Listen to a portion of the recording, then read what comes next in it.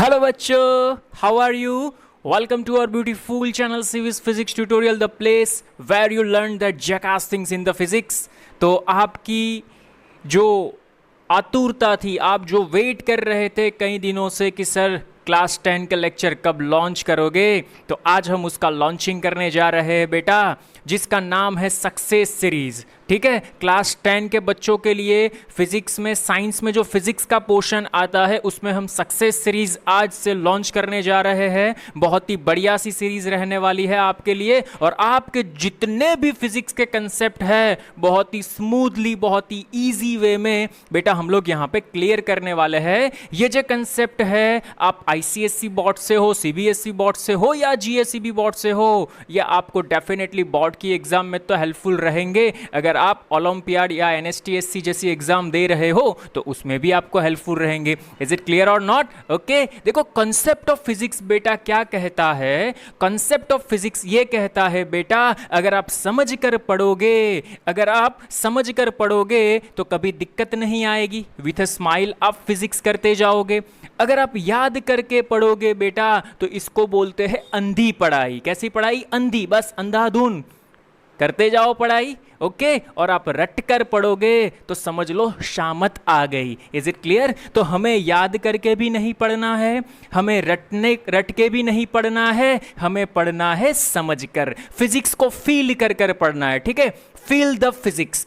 बेटा इसका रीजन यह है कि अगर आप सोच रहे हो क्लास 10 के बाद मुझे अपना करियर ब्राइट बनाना है, तो करियर को ब्राइट बनाने के लिए 3 ऑप्शन है, साइंस, कॉमर्स और आर्ट्स। कई बच्चे कॉमर्स इसलिए लेते हैं क्योंकि उसका क्लास 9 10 में फिजिक्स या केमिस्ट्री या बायोलॉजी या तो साइंस पूरा या तो मैथमेटिक्स वीक होता है। बेटा ये वीक रहने का रीजन यह है कि आप खुल के कंसेप्ट को समझ के नहीं पढ़ते, पूरे कॉन्सेंट्रेशन के साथ नहीं पढ़ते, पूरे इंटरेस्ट के साथ नहीं पढ़ते, इसीलिए वो आपको टफ लगता है। बेटा अगर आप लोगों ने 9 10 सुपर्ब जबरदस्त कंसेप्चुअल तरीके से पढ़ा तो आप मुझे याद करोगे, नहीं सीवी सर ने बोला था। अगर 9 10 आपने अच्छे से पढ़ा तो 11 12 आपके लिए बहुत ही बढ़िया रहने वाला है।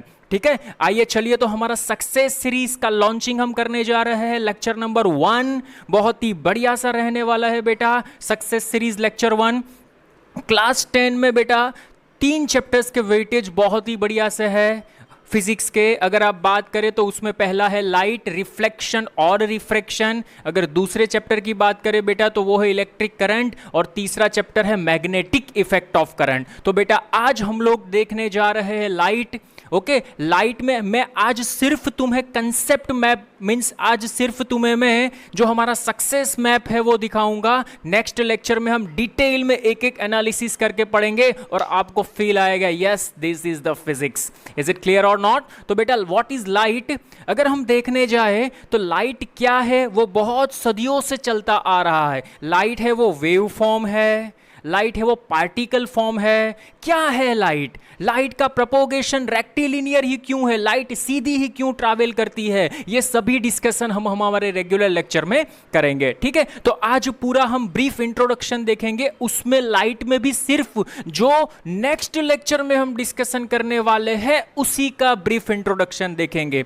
लाइट में क्या आता है बेटा? रिफ्लेक्शन आता है, रिफ्रैक्शन आता है, रिफ्रैक्शन में भी लेंस फॉर्मूलेज आते हैं। ठीक है, मिरर की बात करें तो रिफ्लेक्शन में मिरर आता है, प्लेन मिरर, स्फेरिकल मिरर आता है। ठीक है, तो उसका ब्रीफ इंट्रोडक्शन यहां पे देखेंगे और नेक्स्ट लेक्चर से एक एक चीज डिटेल में हम लोग समझेंगे। आइए तो हम और आप मिलकर साथ में स्टार्ट करते हैं बेटा सक्सेस सीरीज लेक्चर 1 क्लास 10। आपका चैप्टर होगा लाइट। लाइट में बिट 2 टॉपिक रहते हैं, रिफ्लेक्शन और रिफ्रैक्शन। ओके, तो आज हम लोग बेटा ब्रीफ में डिस्कशन करेंगे रिफ्लेक्शन के बारे में। This is the success map. ठीक है बेटा, एक चीज ध्यान में रखना, इस सीरीज का नाम मैंने सक्सेस इसीलिए रखा है, अगर आप 9 10th में फंडामेंटली सक्सेस हो गए तो 11 12th में आपको सक्सेस होने से कोई नहीं रोक सकता। इसीलिए मैंने इस सीरीज का नाम रखा है सक्सेस सीरीज। सक्सेस के लिए क्या चाहिए बेटा? देखो, पहले तो आपको अपने आप पे कंट्रोल होना चाहिए। कंट्रोल होने के साथ साथ थोड़ी सी पेशेंस भी आपके अंदर होनी चाहिए, और कॉन्फिडेंस तो बेटा होना ही चाहिए। ठीक है, अगर ये तीनों चीज आप साथ लेके चलोगे तो डेफिनेटली आप सक्सेस हो जाओगे। इज इट क्लियर और नॉट? अरे समझ में आ रहा है क्या मेरा बेटा? आइए चलिए तो हम और आप मिलके साथ में स्टार्ट करते हैं बेटा। रिफ्लेक्शन, रिफ्लेक्शन का मीनिंग क्या होता है बेटा? देख, अगर आप मेरा वीडियो लेक्चर देख रहे हो तो क्या होता है, कई बार यहाँ पे रिफ्लेक्शन होता है और आपको अच्छे से दिखाई नहीं दे रहा होता, ठीक है? तो उसी के बारे में बेटा हम लोग डिस्कशन करने वाले हैं, रिफ्लेक्शन। ये जो रिफ्लेक्शन का फिनोमेना है बेटा, वो मिरर के, वो जो जिस सरफेस के ऊपर होता है उसको हम बोलते हैं मिरर। उसको हम क्या बोलते हैं बेटा? मिरर। उसको हम क्या बोलते हैं बेटा? मिरर। इज इट क्लियर और नॉट?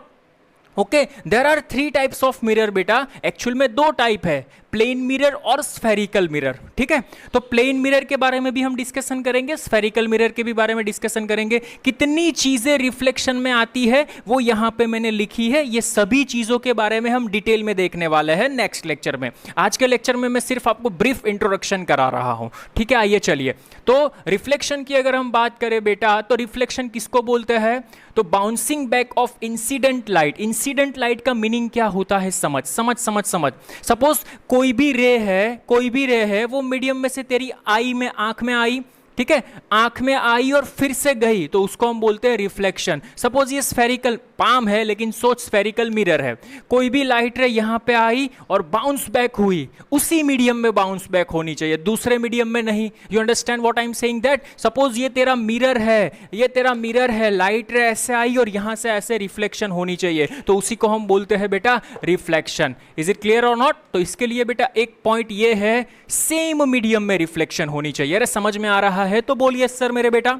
इज इट क्लियर और not? Okay, done, 100% sure? Okay sir, sure. चल, रिफ्लेक्शन के लिए बेटा इसका एक लॉ है जिसको हम बोलते हैं law of reflection. Law of reflection क्या बोलता है बेटा? Incident angle and reflected angle दोनों इक्वल होने चाहिए। सर ये कहना क्या चाहता है सर?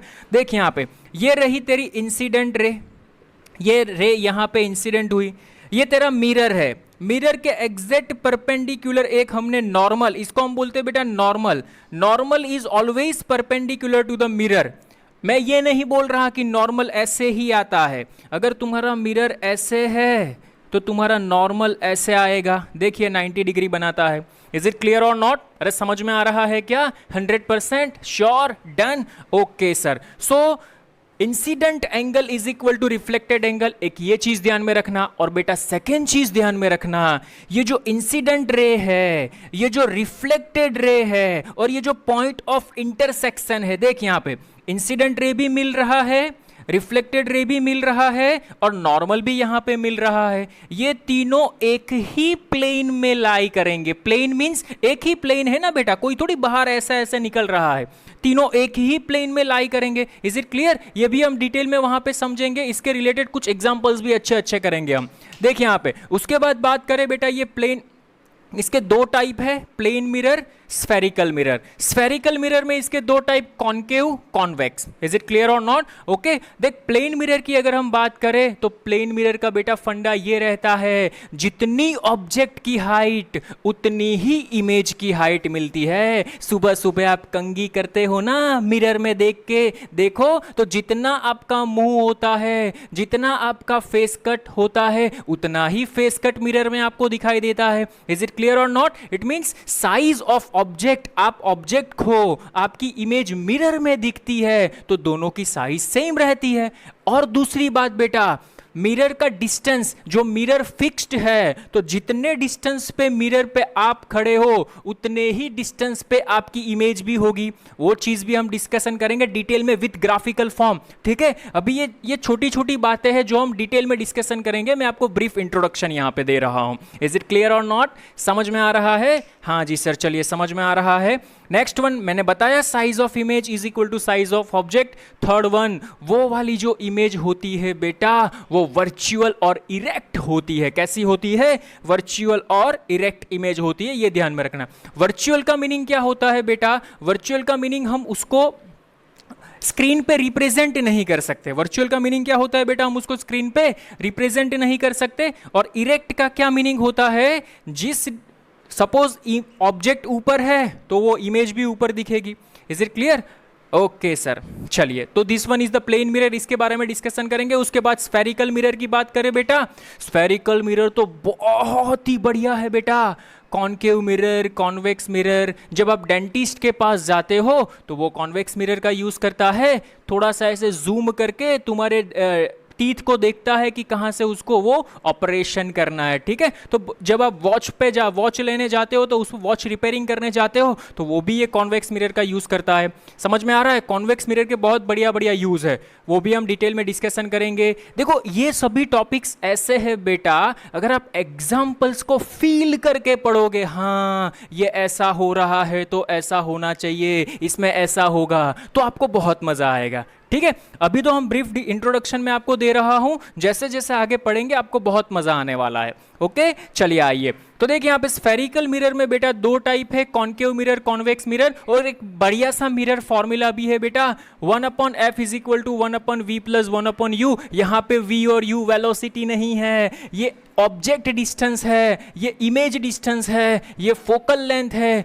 सभी को हम डिटेल में डिस्कशन करेंगे वहां पे, ठीक है। लेकिन इतनी चीजें देख, इसमें क्या होता है बेटा कि ऑब्जेक्ट की पोजीशन कहां पे रखे तो इमेज कहां पे फॉर्म होती है, ऑब्जेक्ट को कहां पे प्लेस करे तो इमेज कहां पे फॉर्म होती है। अगर कॉनकेव मिरर है तो इतने केस इमेज के आएंगे, अगर कॉन्वेक्स मिरर है तो ये दो केस आएंगे, ठीक है। देख between P and F, P means pole बेटा, ये जो होता है ना इसको हम बोलते हैं पोल, ओके। ये जो एक्सिस, इसको हम प्रिंसिपल एक्सिस बोलते हैं, डिटेल में देखेंगे। इसका यहाँ पे बेटा एक सेंटर ऑफ कर्वेचर होगा, ये दोनों के बीच में एक फोकस होगा। इज इट क्लियर और नॉट? ओके ये फोकस की पोजीशन रहती है बेटा, कुछ रूल्स है इसके जो हम वहां पे डिस्कशन करेंगे, ठीक है। तो जब ऑब्जेक्ट को हम बिटवीन पी एंड एफ जब यहाँ पे रखते हैं तो उसकी इमेज कैसी मिलती है, बिहाइंड द मिरर, ये मिरर के पीछे मिलेगी और वर्चुअल और इरेक्ट मिलेगी। अगर इन्फिनिटी से आ रहे हैं रेज तो उसकी इमेज कहाँ पे मिलेगी, तो फोकस पे मिलेगी। अगर मैंने F के ऊपर कोई ऑब्जेक्ट को रखा है तो इमेज इन्फिनिटी पे चली जाएगी, और F और C के बीच पे रखा है तो बियॉन्ड द C मिलेगी, एट C पर रखा है तो C के ऊपर ही मिलेगी, बियॉन्ड द C रखा है तो बिटवीन C एंड F मिलेगी। ये इसके केसेस है बेटा, ये ऑब्जेक्ट की पोजीशन है, ये इमेज की पोजीशन है, डिटेल में विथ डायग्राम हम लोग डिस्कशन करेंगे, ठीक है। सेम थिंग हम कॉन्वेक्स मिरर में भी करेंगे, okay. So this is the brief introduction बेटा ऑफ रिफ्लेक्शन। रिफ्लेक्शन में इतनी चीजें आती है जो हमारे माइंड में क्लियर होनी चाहिए, हम एक एक चीज नेक्स्ट लेक्चर में डिटेल में डिस्कशन करेंगे। इज इट क्लियर और नॉट? एक चीज मेरे बच्चों याद रखना, सक्सेस सीरीज लेक्चर 1 ये सक्सेस मैप है आपका। अगर आप इतनी चीजें अच्छे से पढ़ोगे तो रिफ्लेक्शन में से कोई भी एग्जांपल आए आप इजीली सॉल्व कर सकते हो। इज इट क्लियर और नॉट? ओके अगेन एक बार बेटा समझना कभी दिक्कत नहीं आएगी, याद करना अंधी पढ़ाई कहलाएगी, और रटोगे तो शामत आ जाएगी। तो ऑलवेज कंसेप्ट ऑफ फिजिक्स ये कहता है कि फिजिक्स को समझ कर पढ़ो। इज इट क्लियर और not? Thank you so much. तो नेक्स्ट लेक्चर में बेटा हम लोग मिलेंगे with a conceptual physics, with a success series, और रिफ्लेक्शन के सभी कंसेप्ट के बारे में डिटेल में डिस्कशन करेंगे। Thank you so much. ये न्यूज़ अपने फ्रेंड्स को फैला दो कि सीवी सर लेके आ रहे हैं conceptual physics. Thank you so much. चलिए मिलते हैं नेक्स्ट लेक्चर में।